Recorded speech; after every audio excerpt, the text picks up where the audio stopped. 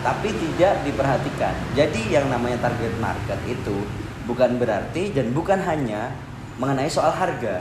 Jadi terkadang banyak pengusaha yang mengartikan bahwa target market itu mengenai harga jual. Jadi contoh, target marketku adalah menengah ke bawah. Jadi harga jualku tidak boleh tinggi-tinggi.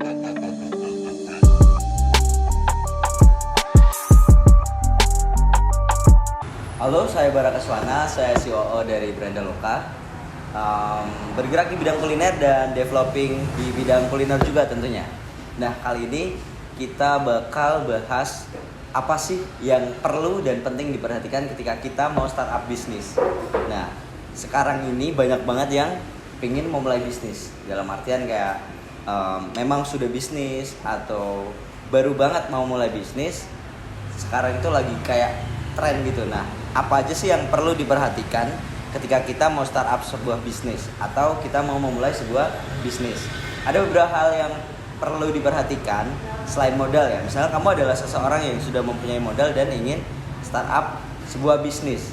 Nah, kita bakal bisnis di kuliner misalnya. Karena kita bergerak di bidang kuliner, jadi akan lebih banyak bahasan ke arah kulinernya. Nah, pertama selain modal, karena sudah punya modal, yang paling penting dan perlu banget diperhatikan ketika kita mau startup bisnis itu konsep. Nah, konsep seperti apa sih yang kita pinginin?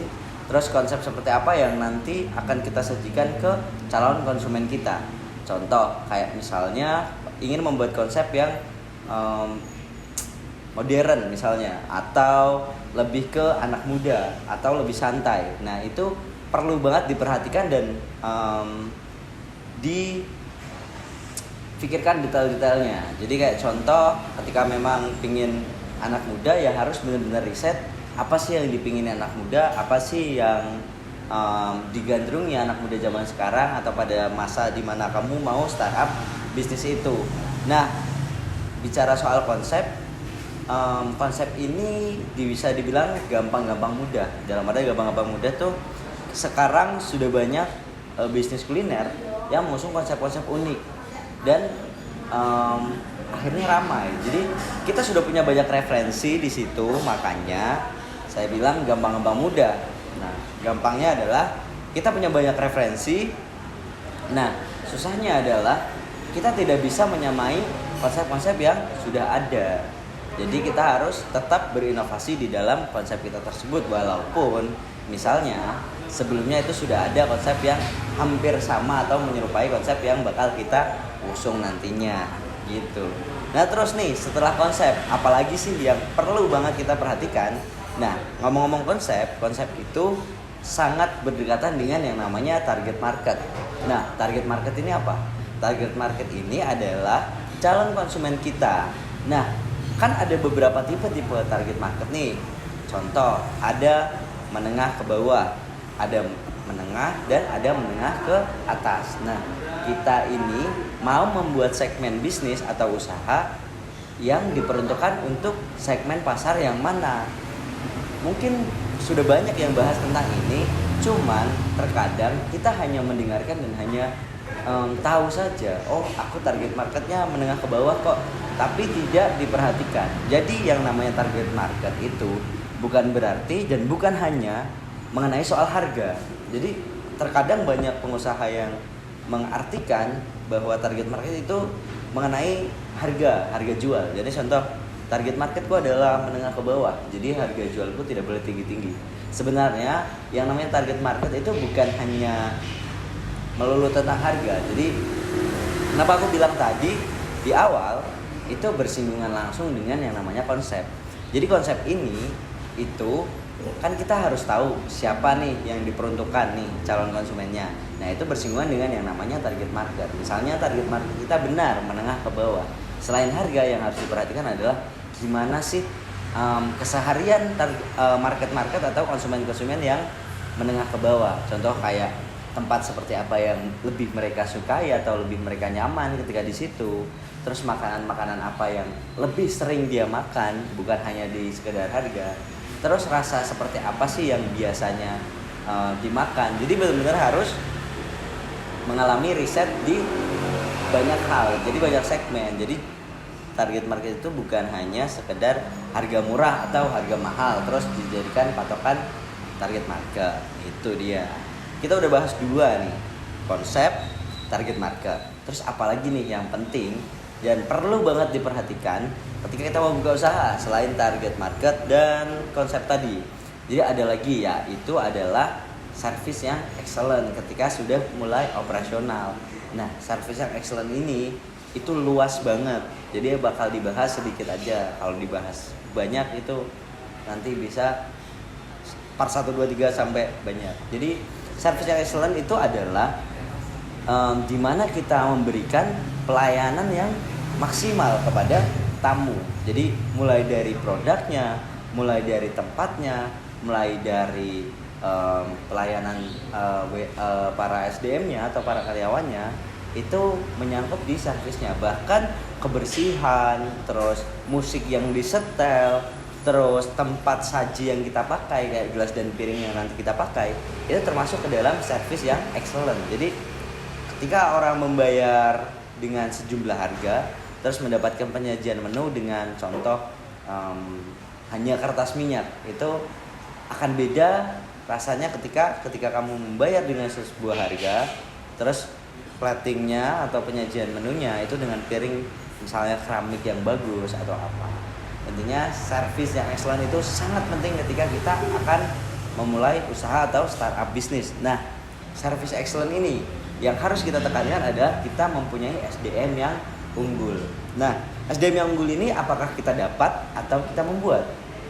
Kalau kita atau di Brandaloka sendiri, kita lebih sering membuat SDM daripada mencari SDM. Kenapa?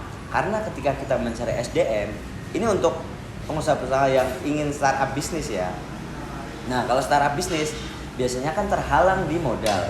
Misalnya sudah punya modal, it's okay. Nah, kalau misalnya modal itu biasanya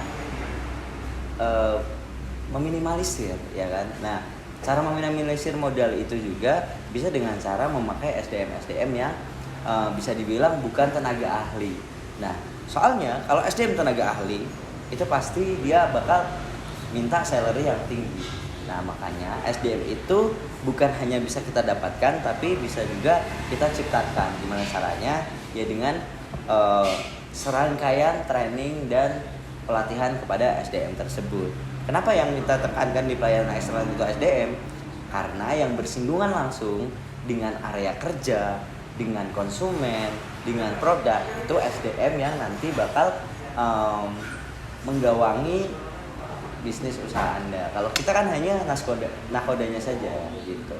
Jadi para awak kapalnya itu nanti yang bekerja memastikan agar kapalnya itu baik-baik saja dan tidak terjadi kebocoran. Nah, si nahkoda ini yang mengarahkan kemana tujuan kapal itu mau berlayar. Ini seperti itu.